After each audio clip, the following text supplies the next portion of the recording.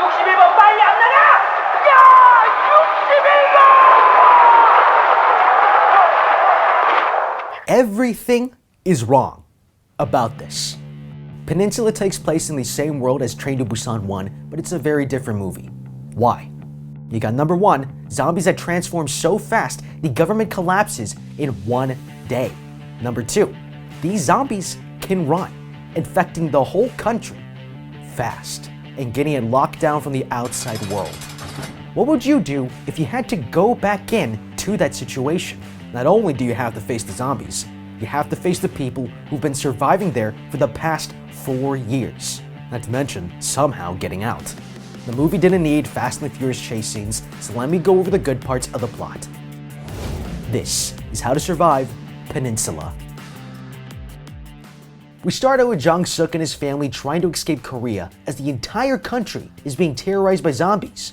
If we're trying to get out of the country and onto the escape ships, we need an escape route. And the back roads outside of the city limits are the best bet to get out of there. A lot of scared people are going to try to use the highways and roads, causing traffic jams and getting killed by zombies. The back roads are pathways that only a few people will ever think about, something Jong-suk probably knows because of his military training.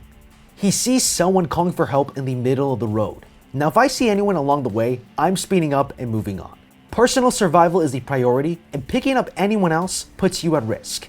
Not only could you miss the escape ships, but you have no idea who these people are, or if they've been bitten. I can see the husband has blood on his shirt, and the woman is holding a little girl whose face I can't even see. For all we know, they could turn into zombies any minute now. And there's a boat to catch. They make it on the ships where the family is taken to this waiting room, and Jong-suk gets told by a Korean soldier that they're not headed to Japan, but Hong Kong. Don't do this. If you're talking about secret information in earshot of all of these people, you could start to panic. Look at this breakdancing zombie. I would try to get people to team up on this guy, as there's only one of him, and there's a lot more of us with blankets, bags, and suitcases. As we saw in the first film, a zombie can be easily blinded just by covering his face, and there are more than enough blankets in the room. With a few of us working together, we should be able to hold it down and crush its head by stomping on it. Blankets could also be wrapped around the arm, acting like a shield for protection. Jong-suk gets blindsided by a zombie that he puts down with 2 shots. Unfortunately, there are probably at most 14 more bullets left in the gun.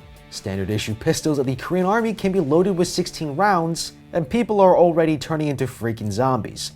Better make every shot count. This is the perfect chance to get his kill streak and one-shot kill 14 of the zombies before they attack anyone. But he made the mistake of trying to find his sister first before making sure the room was safe.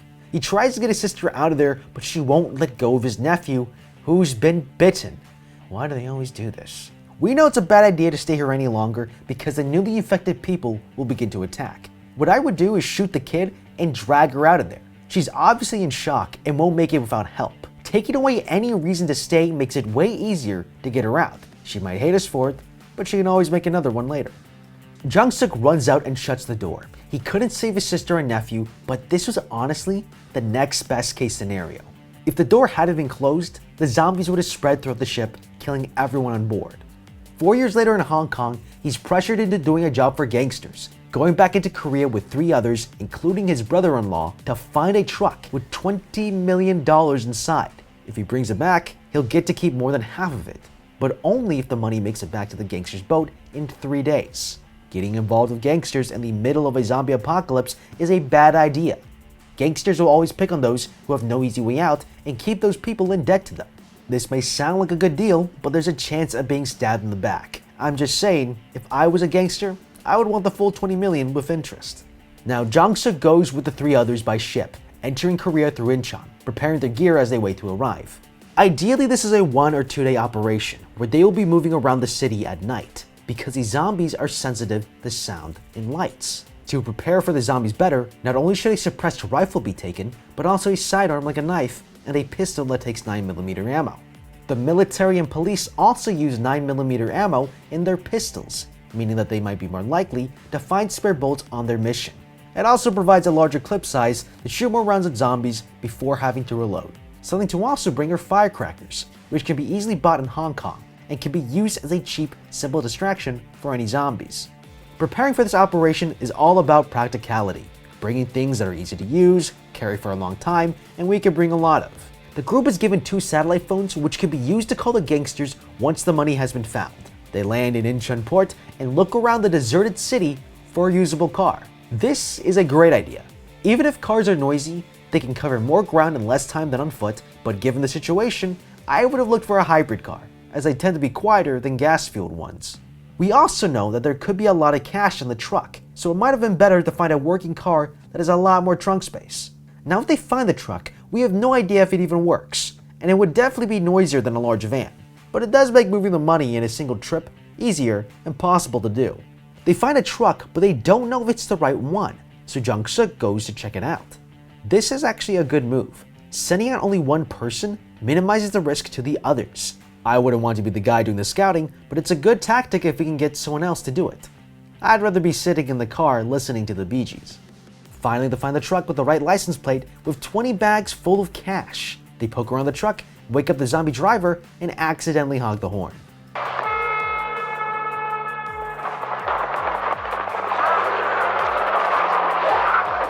I would have shot the driver before I took him out of the seat instead of attracting a horde of zombies. They're never dead when you need them to be.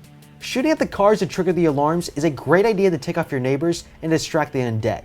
We can save bullets and time while giving the vehicles a chance to escape. Heading back to the extraction point is the main goal here, and getting distracted by anything will get us killed. Even if someone launches flares at the car, stopping in the middle of the road is stupid and dangerous. Since we know these zombies are attracted to lights, being on the move is the best thing we can do, and these cars can easily outpace the zombies. The cars end up crashing, and Jung-suk has to fight off a bunch of zombies while his idiot brother hides in the truck. Great idea. Jung-suk ends up running away once the ammo runs out, but he gets jumped by one zombie. It's only thanks to 2 girls and an armored SUV that he's saved at the last moment. Jumping into their car, they race away, pulling off crazy maneuvers, turns, and running over zombies. Killing the zombies like this will do more damage to the car, which can be easily fixed. I would have studied the layout of the city beforehand, that way we would have an exit strategy to get back to Incheon. You would definitely not want to be locked inside the back of a truck, because it would be hard to tell when it's safe to go out, whether it's nighttime or daytime, and if the zombies have left the area. Honestly, I wouldn't be surprised if no one came to the rescue. The girl in the car is able to pull off some fancy driving and takes them to this underpass full of zombies, where her sister takes out this remote-controlled car to distract them. A clever solution that has its drawbacks. RC remotes tend to have a short range. They also rely on insertable batteries, and the cars themselves are pretty fragile. They also aren't very stable, so they might end up turning over on their sides, much like a turtle, and become unusable. They return to their hidden shelter where Jung-suk wakes up, meeting the old commander and Ming-yeon, the woman Jung-suk left stranded on the side of the road 4 years earlier, who doesn't recognize Jung-suk through his long bangs. Meanwhile, a group of bandits called Unit 631 find the money truck and take it back to their camp, with their brother-in-law still inside of it. When they find him, he tries to trade the satellite phone for his life, but he left it in the truck. That's one hell of a screw-up, leaving your one lifeline to the outside world in the back of a truck in the middle of a zombie apocalypse. Is this guy drinking alcohol? That's so 2016. I would say it's more valuable as an antiseptic, and in a city with limited access to clean water, dehydrating yourself is not good in the long run. But that becomes a non-issue as this man, Captain Seo, plans to shoot himself in his face. He stops at the last moment when his right-hand man tells him about the truck. They check it out together, finding the money inside, as well as a satellite phone, which the captain uses to make a deal to get himself out of Korea. To survive in a zombie-infested city, you have to be focused on yourself to stay alive. It may seem selfish, but this is honestly a good idea for someone stuck in Korea, as it's the best chance of getting out on short notice. Jung-suk's brother gets put into this arena where he must avoid getting killed by zombies, remaining alive until time runs out. Now let's look at what's wrong here. First off, these guys aren't trying to use the sides of the arena. The zombies are mostly attracted to lights, so moving where it's darker will be an edge over the competition. In fact, the zombies seem to ignore the sides even though the bandits are cheering and yelling. Other mistakes made are not working together or finding a position to defend.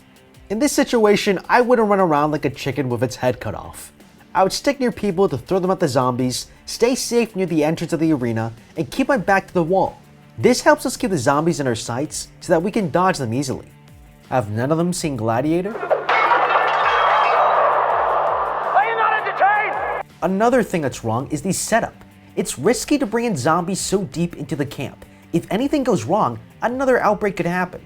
All it would take is the zombies knocking down one of the fences that spread throughout the complex. What I would have done is to have the prisoners fight each other to the death. It would be just as awesome without as much risk. One more thing. How exactly is this place getting power?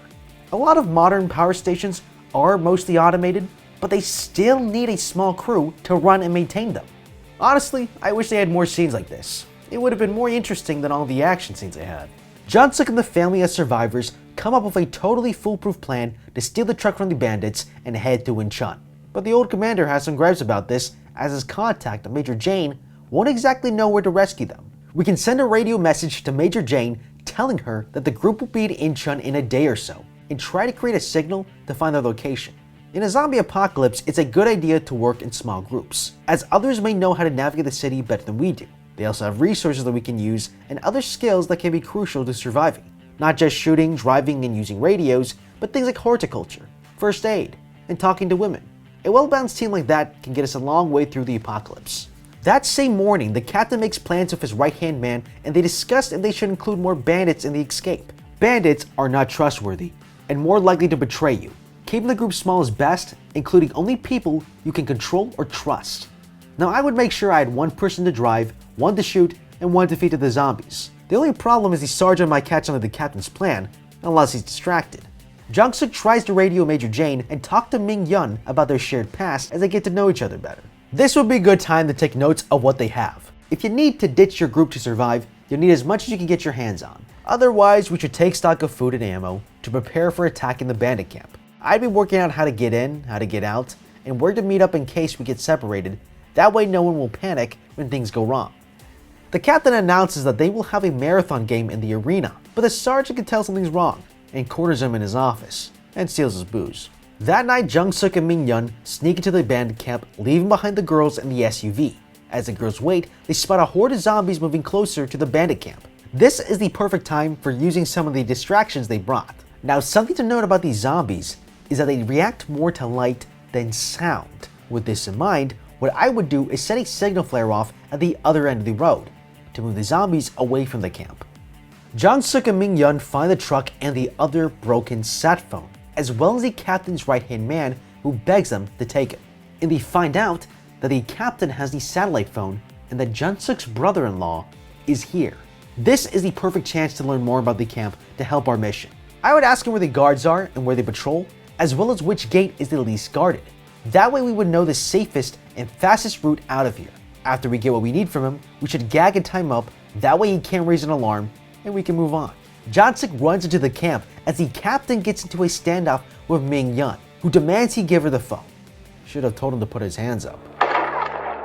The brother-in-law is back in the arena and trying his best to survive. Luckily, Jung-suk comes in to save him from the zombies, using a smoke grenade to cover their escape and drawing the zombies out of the arena using a flare gun.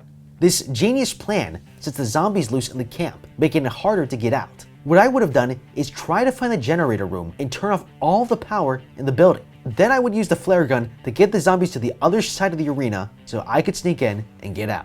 Now, going on a rampage and killing the bandits is more fun, but it's also risky facing off against so many people.